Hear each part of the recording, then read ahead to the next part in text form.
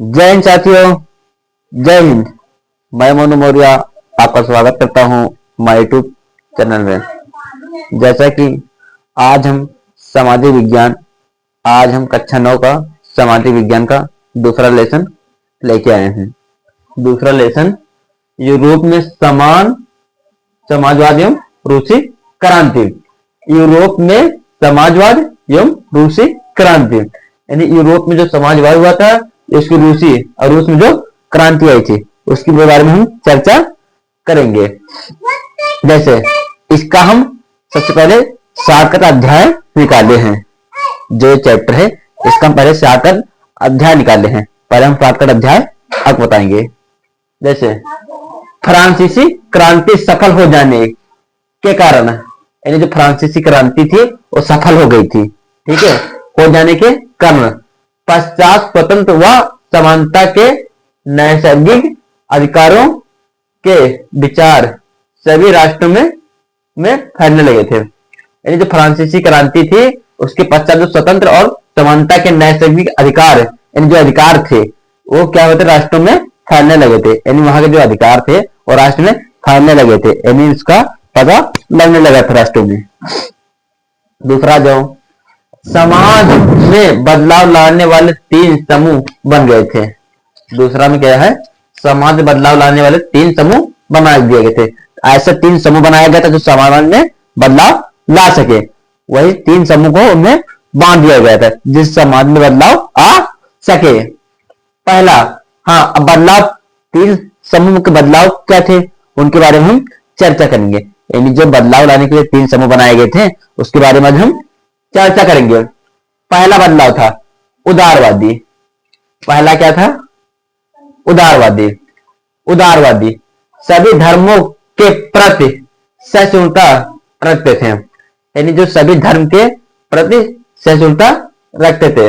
इसका मतलब यह हुआ कि सभी धर्म एक समान है, कोई धर्म न छोटा है ना कोई बड़ा है, ठीक है। इनमें धर्म में क्या होती एक साथ समानता हो गई थी, ठीक। अब दूसरा है, दूसरा क्या है, प्रजातंत्रवादी। प्रजातंत्रवादी इसका मतलब क्या हुआ, यानी जो महिला और माता अधिकार, यानी महिला के जो माता अधिकार के पक्षधर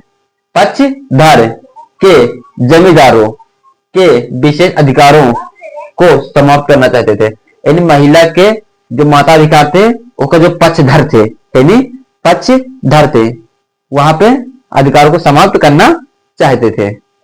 दूसरा, फिर तीसरा है रूढ़वादी। तीसरा रूढ़वादी।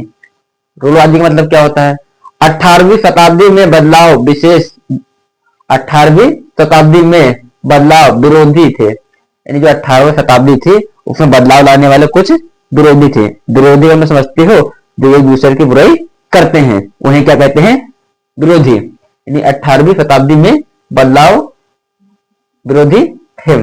जो रूढ़वादी में 18वीं शताब्दी आई थी उसमें बदलाव लाने के लिए कुछ विरोधी थे। विरोधी का कहना मतलब था कि बदलाव ना लाया जाए, यानी बदलाव के विरुद्ध थे। लेकिन 19वीं शताब्दी तक आते आते वे सभी कुछ बदलाव के लिए तैयार हो गए। यानी कहने का मतलब यह है, मान लो 10 लोग विरोधी थे, 10 लोग विरोधी थे, यानी 18वीं शताब्दी में 10 लोग विरोधी थे। तो 19वीं शताब्दी, यानी 19वीं शताब्दी आते आते 5 विरोधी बचे। यानी कहने वाला 5 लोग तैयार हो गए, चलो इस पर काम किया जाए, अच्छा है, ठीक है, उनके लोग के समझ में आ गया। जैसे कोई प्रश्न होता है जब उसका हम हल नहीं जान पाते हैं तो इनसे पूछे, उनसे पूछे, इनसे पूछे, उनसे पूछे, कोई सबसे पूछते हैं। जब सभी लोग, ये भी होता है, कभी कभी ये भी होता है कि मान लो 3 लोगों से कोई सवाल हमने किया, 3 में उत्तर दिया, 3 लोग से सवाल किया, 3 तरह के उत्तर दिए, तो हमें वो प्रश्न या उत्तर हमारे समझ में नहीं आता है। इसीलिए उसमें तब इसमें क्या होता है, इसमें तब ये होता है कि मानो 3 लोग लगाए, 3 तरह की है, अब किसकी बात का अमल करें, कौन सत्य बता रहा है, कौन गलत बता रहा है, कौन सत्य बता रहा है, कौन गलत बता रहा है। तो इसके लिए हम विशेष चर्चा करते हैं। अब इसका मान लो 3 लोगों ने सवाल बताया, ठीक है, 3 लोगों को सवाल बताया और तीनों का उत्तर एक ही है, और तीनों का उत्तर एक ही है, तो इसका मतलब पक्का सवाल सत्य है, इसका मतलब सवाल सत्य है। तो वही 18वीं शताब्दी में विरोधी ज्यादा थे, ठीक है, 19वीं शताब्दी आते आते कुछ विरोधी इसमें के कम हो गए थे, यानी कि जो बदलाव समाज को बदलने के लिए जो बदलाव लाया गया है उसे लाया जाए, इसमें हम भागीदार हैं। लेकिन 19वीं शताब्दी तक आते आते कुछ बदलाव के लिए तैयार हो गए थे। जय हिंद, इतना कहते हैं मैं अपनी वाणी को लगाम देता हूं। जय हिंद, जय भारत। अगर वीडियो अच्छी लगे लाइक करें, सब्सक्राइब करें, शेयर करें और साथ में कमेंट करें।